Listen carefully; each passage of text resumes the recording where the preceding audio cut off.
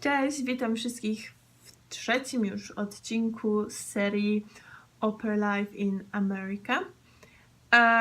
I dzisiejszy odcinek będzie głównie o Dniu Dziecka. O Dniu Dziecka tutaj w Ameryce, o moim najlepszym Dniu Dziecka oraz opowiem o dzisiejszym dniu. Dzisiaj jest, kiedy to nagrywam, 3 czerwca.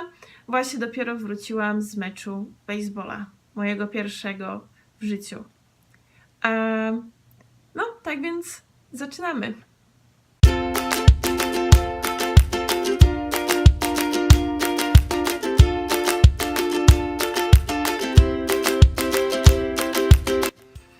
Tak więc jak się obudziłam 1 czerwca, cała podekscytowana, mamy Dzień Dziecka, pobiegłam szybko na dół i się zawiodłam, bo pomyślałam, kurczę, to nie ja już jestem dzieckiem, przynajmniej w tym domu. I to ja muszę coś zorganizować dla moich dzieciaków. No i więc jak zeszłam na dół, spytałam się moich chłopców, czy wiecie, co to dzisiaj za specjalny dzień mamy? Oni tak myślą. Piątek? Mówię, no nie, coś niezwykłego, coś takiego innego.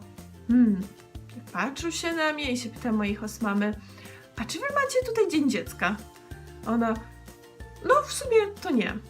I myślcie sobie, o matko, mają Dzień Mamy, mają Dzień Taty, mają wszystkie jakieś inne święta, a akurat nie, dziecka nie mają, więc się bardzo zdziwiłam, bo myślałam, bo tutaj dzieci są cały czas na piedestale, bądź co bądź, no są strasznie rozpieszczane, ale może dlatego, że codziennie mają Dzień Dziecka, to nie potrzebują specjalnego dnia.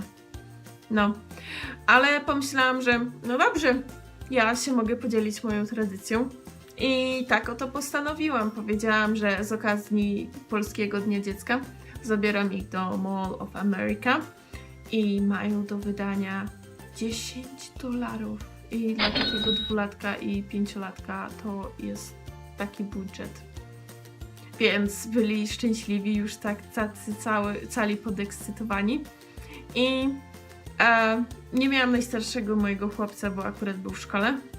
No, ale zabrałam 2, wpakowałam ich do samochodu i pojechaliśmy.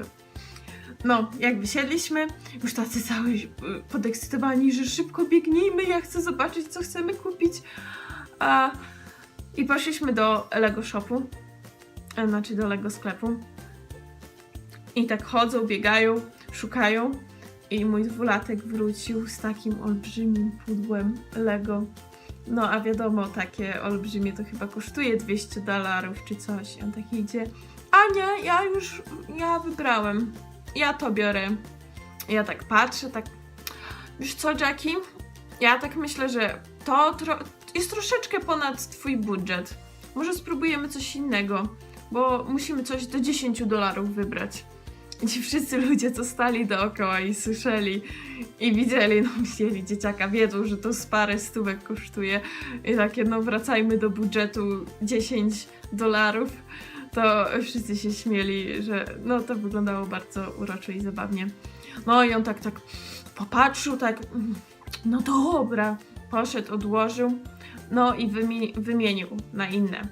I się bardzo zdziwiłam, bo się okazało, że 2-latek i 5-latek razem postanowili, że oni nie wydadzą tych $10 na Lego, tylko oni tak 5 wydają. Wezmą sobie bardzo mały zestaw po to, żeby mieć potem 5 na lody. Więc potem zabrałam ich do Dairy Queen i mój 5-latek sobie wziął smoothie, które mu nie smakowało. Mi smakowało. Nie będę narzekać.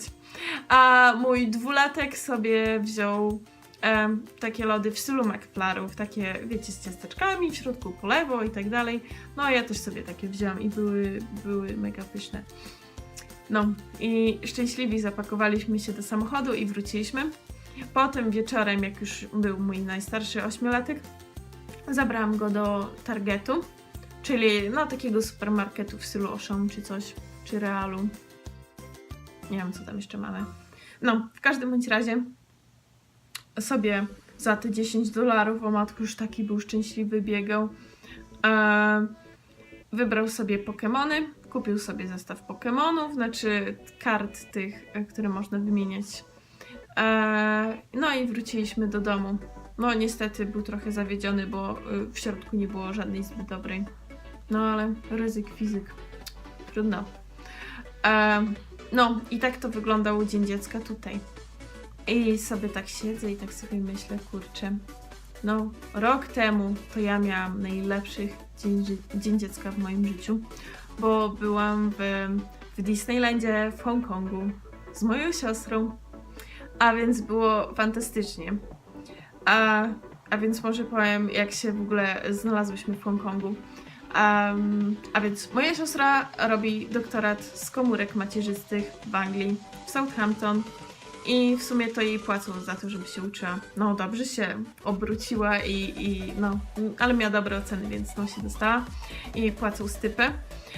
I w pewnym momencie jej uniwersytet powiedział, że oni no muszą ją wysłać na 3 miesiące do Hongkongu i żeby zrobiła swoje badania tam, bo tam mają inny sprzęt.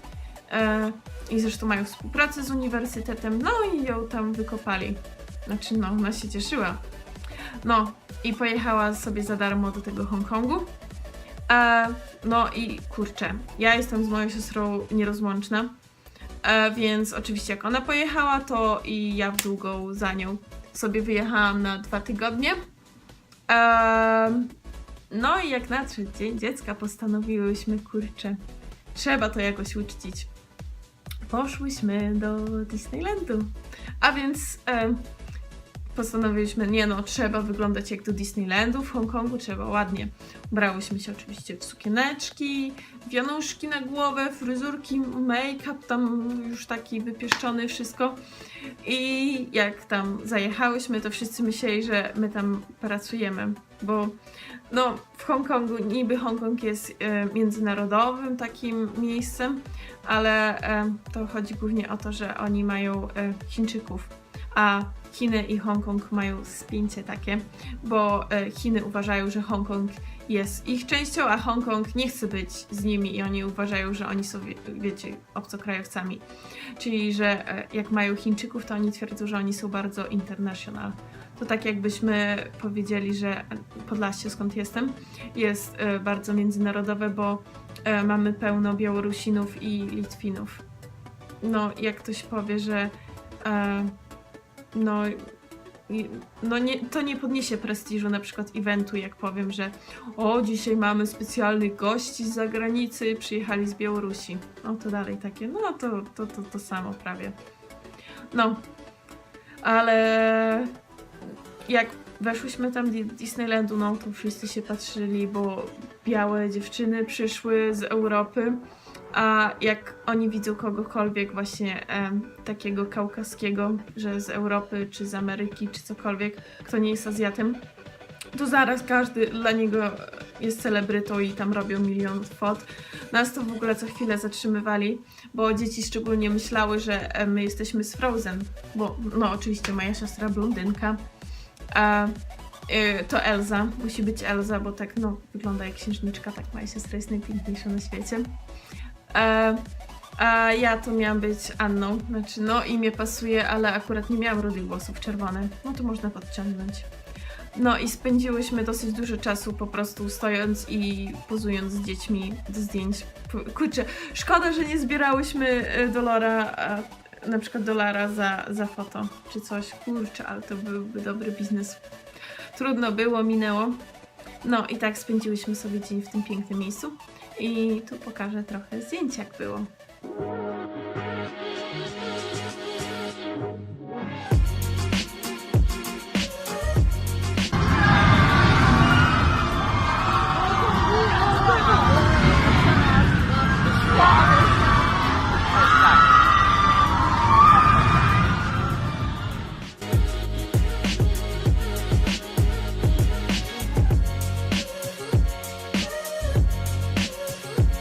No, mam nadzieję, że kiedyś wrócę jeszcze z moją siostrą do Hongkongu.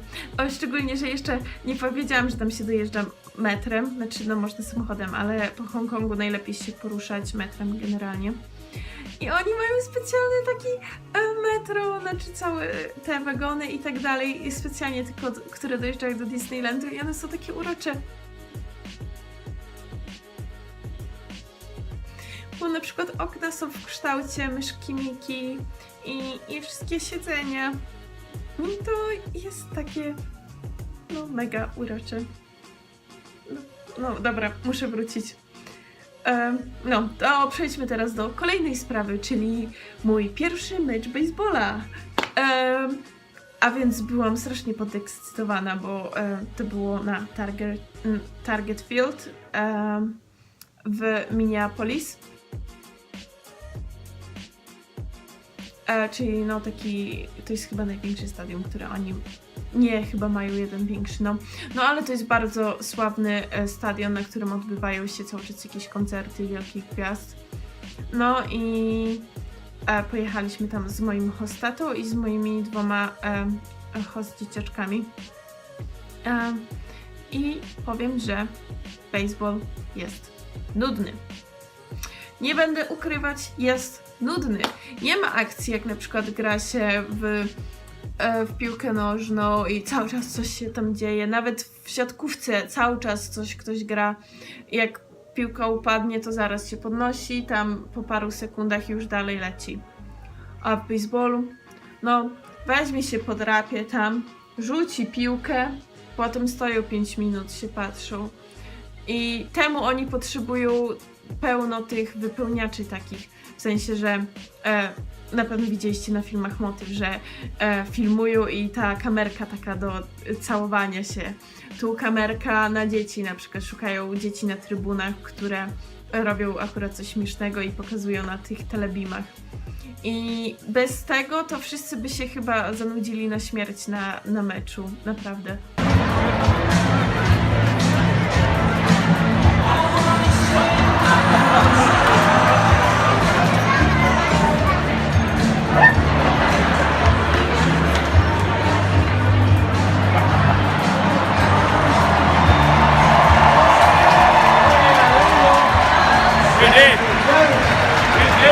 Right fielder Max Kepler.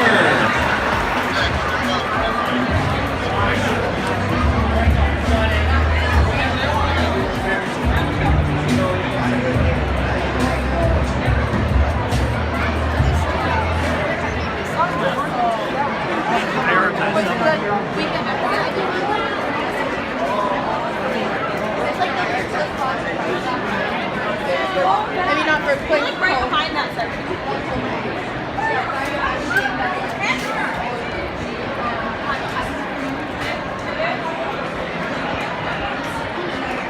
Bardzo się cieszę, że poszłam. Mam teraz swoją opinię co do baseballu i w sumie podobała mi się część właśnie z tymi z kamerkami tam, jak coś tam pokazywali na telebimie i ludzi filmowali. I najlepsza część, jak to się nazywa home run. Wiecie, jak zawodnik weźmie tak, uderzy piłkę i może obiec wszystkie bazy dookoła. Jak się uda mu to zrobić, to fajerwerki wystrzeliwują. Tak, wystrzeliwują. I jest tak pięknie, o matko. Więc no, trochę sobie fajerwerek poglądałam dzisiaj.